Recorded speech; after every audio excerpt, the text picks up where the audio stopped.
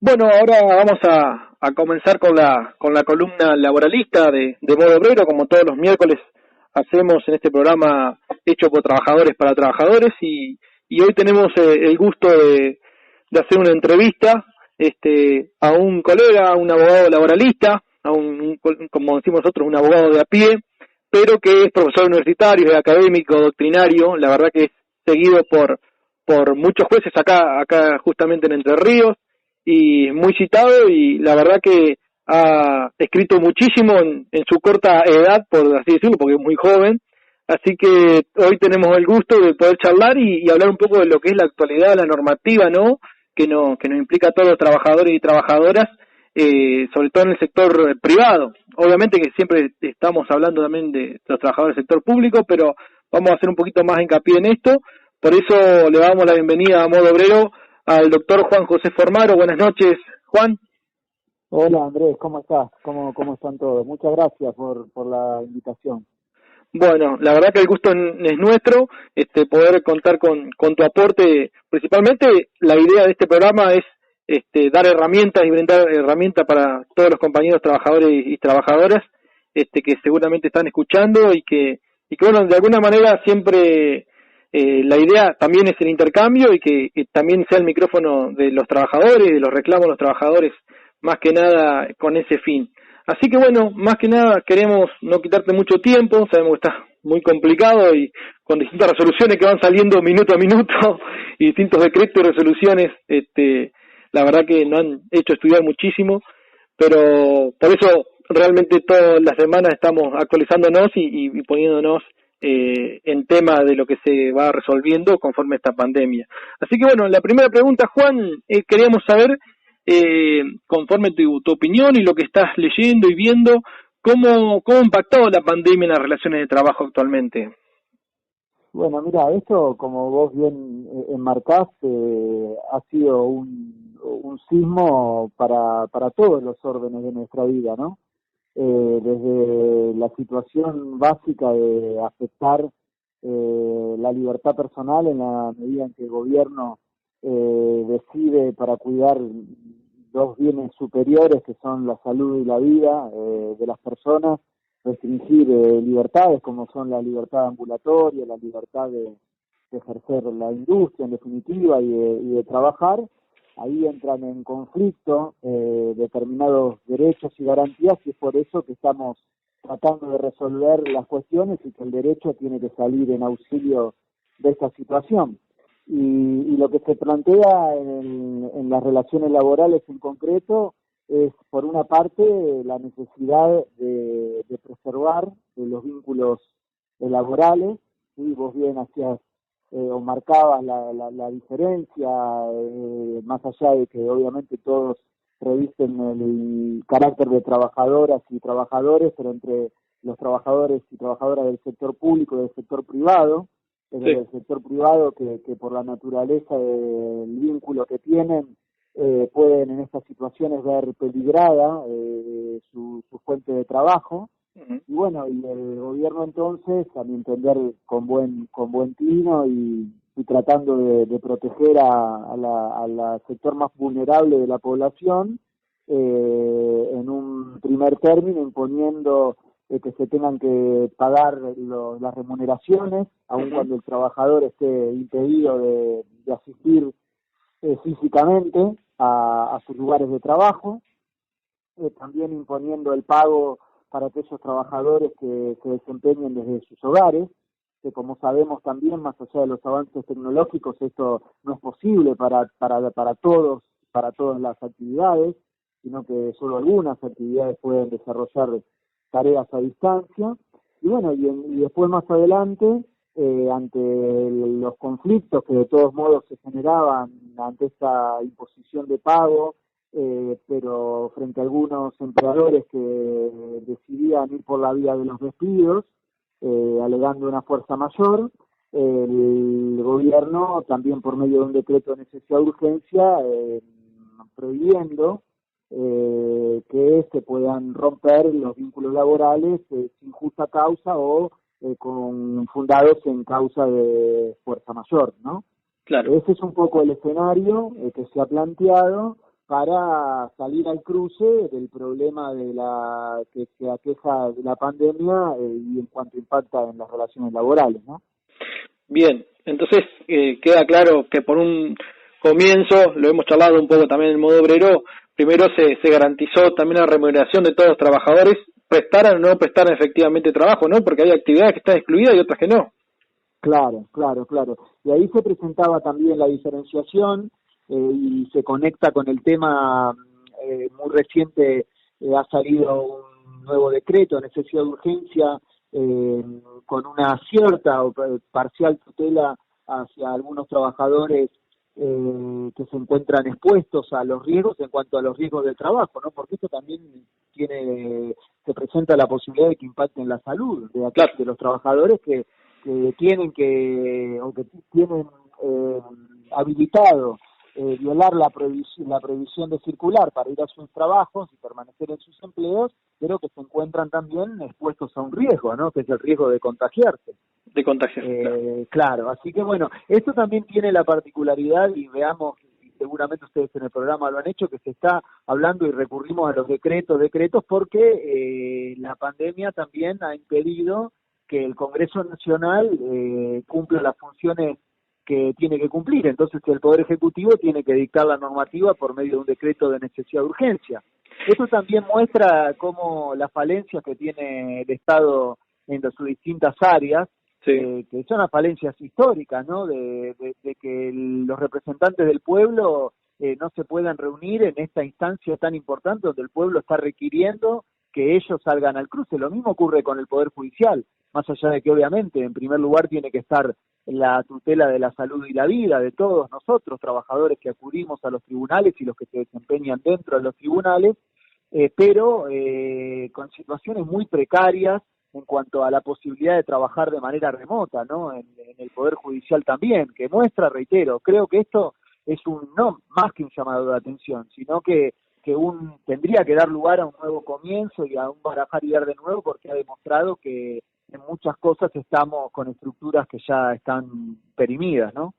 Sí, yo creo que ha desnudado muchas cuestiones que estaban muy precarias también, porque en realidad también dentro del mundo de los trabajadores también hay muchos trabajadores que están precarizados. Hoy estamos viendo también los delivery como los trabajadores, ¿no?, de mensajería como una tarea esencial, pero sin embargo son los más golpeados por esta situación porque están expuestos y sin embargo no tienen cobertura ni nada de eso, Juan. Claro, pues yo no sé allí cómo ha sido el impacto de estas denominadas nuevas formas de trabajo, ¿no? Que en definitiva tratan de encubrir vínculos laborales, pero aquí en Buenos Aires a mí me ha llamado poderosamente la atención desde el primer momento cómo los trabajadores de estas aplicaciones, ¿no? Salían con libertad a desempeñar tareas expuestos al riesgo, sin nadie que los ampare y que los cubra en cuanto a sus situaciones de las propias remuneraciones, los eventuales despidos, ¿no? Si lo queremos encuadrar así, y las cuestiones de salud, y el resto de los trabajadores están a cubierto. O sea, son los trabajadores que siempre están más expuestos. Entonces, como vos marcás bien, ante situaciones de vulnerabilidad, son justamente los más vulnerables los que siempre están en la primera línea de batalla. Claro. Y hay algo que llama la atención de todos estos decretos de necesidad de urgencia, como bien indicabas vos, ¿no? Que se está sancionando así y que tienen jerarquía igual que una ley, porque hoy mientras dures conforme la ley nacional 26122, que es la ley que de alguna manera regula cómo son los decretos de necesidad de urgencia por el artículo 99, o sea, tiene una potestad el Ejecutivo de poder hacerlo en estas cuestiones cuando no puedes sesionar el Congreso, ¿no? Pero lo que quiero referir es que justamente los fundamentos de todos estos decretos, de todas estas normativas, las resoluciones que ha sacado el Ministerio de Trabajo, la 202, 207, que lo hemos trabajado también acá al modo obrero, las excepciones para prestar tareas y estas cuestiones, en todas hace referencia a los trabajos de locación de servicio que no sean relación de trabajo, ¿no? Es llamativo eso, ¿no, Juan? Y sí, de alguna forma yo creo que hay que leer, hay dos posibilidades de leer esto.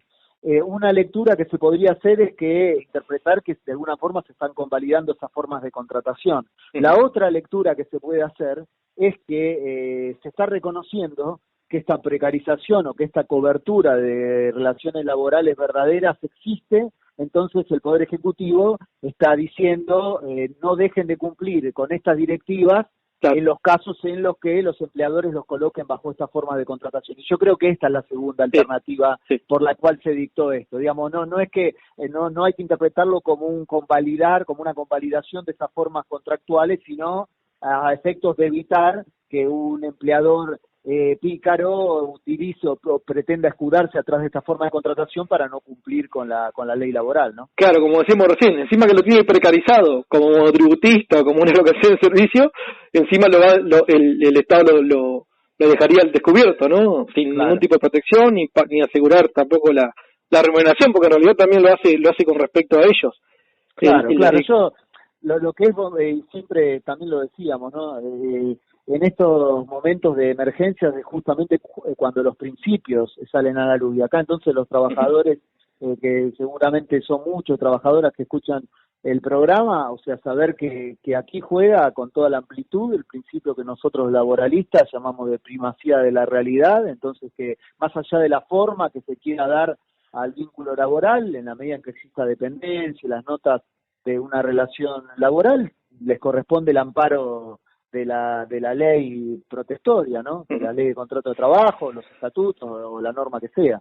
Sí, siempre nosotros de acá, sobre todo la columna laboralista, marcamos, ¿no? El 14 bis como esa luz que nos va marcando el camino y esa protección que manda, ¿no? El 14 bis, la protección del trabajo en sus diversas formas. Y cuando hablan de las diversas formas, estamos hablando también de otras situaciones que por ahí son encubiertas y que como vos bien decís, ¿no? Lo que tiene que primar es la realidad, que cuestiones, principios que también desarrollamos en el programa, los distintos principios lo estuvimos charlando, ya vamos por el programa 63, así que ya lo hemos desarrollado bastante, y bueno, es bueno verlo acá plasmado en una cuestión práctica realmente, y es cuando tenemos que hacerlo valer, ¿no? Por ahí, algunos nos han preguntado sobre el tema de la provisión de despido y suspensiones, que ha habido algunas excepciones, algunas empresas que están manejando con acuerdos. ¿Cómo se trataría esa cuestión? Bueno, en rigor lo que se está haciendo es la prohibición de despidos en los términos del artículo 245, los despidos en rigor sin justa causa es absoluta, del mismo modo que en la invocación de despidos por fuerza mayor. Esto no quiere decir que si no existe justa causa de despido, ¿sí?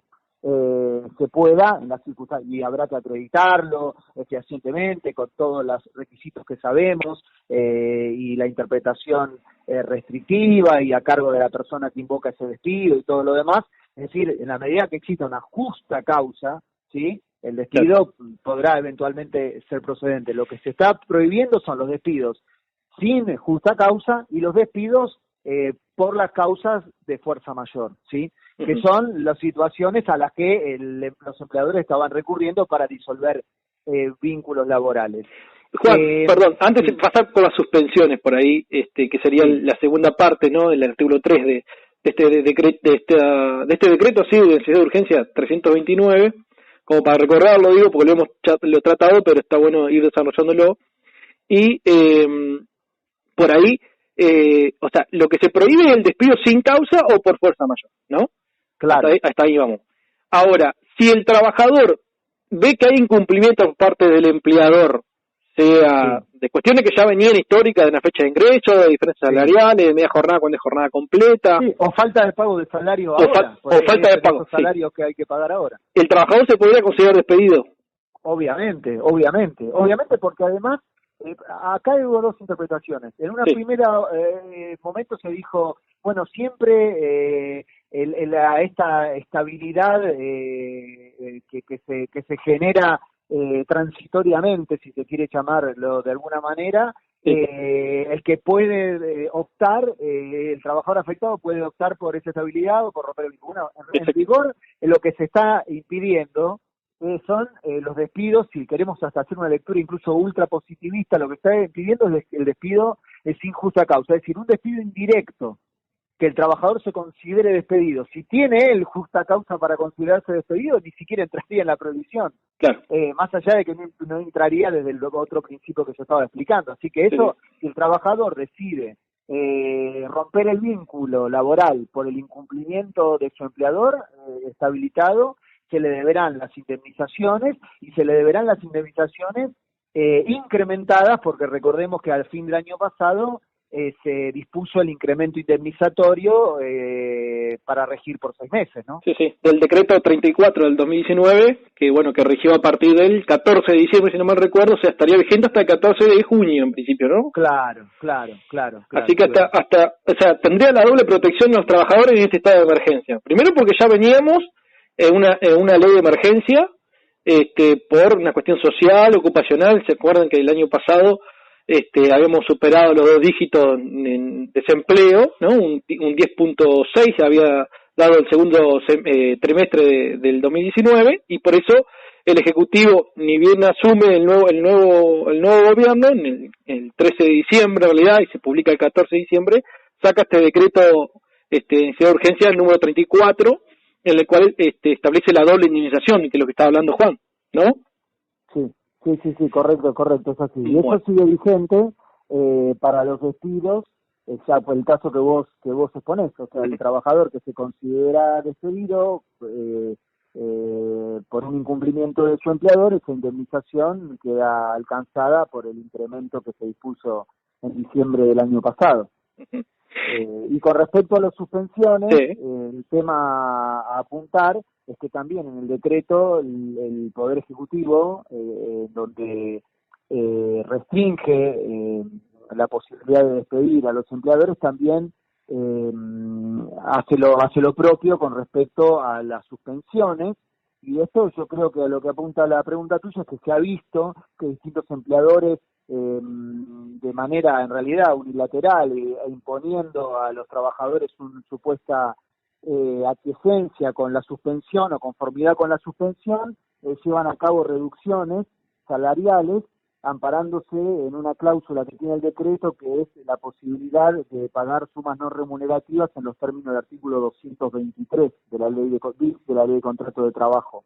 Sí. Y acá lo que quiero decir, que me parece que es lo importante y sobre lo que existe un debate de la doctrina, es que mi posición es que esto necesariamente requiere la intervención de los organismos públicos, en este caso del Ministerio de Trabajo, para que exista una homologación. Sin que exista una homologación, no son válidos esos acuerdos.